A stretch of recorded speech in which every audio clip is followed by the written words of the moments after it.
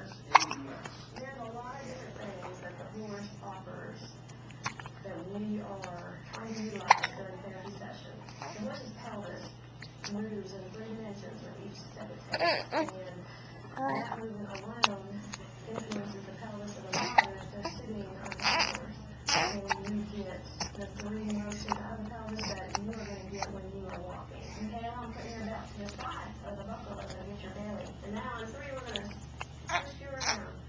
1, 2, 3. Clients like Lou McCabe come to Standardized Therapeutic Academy of Riding at least 1 day a week for treatment. And Mom says it's working. We can feel when we're out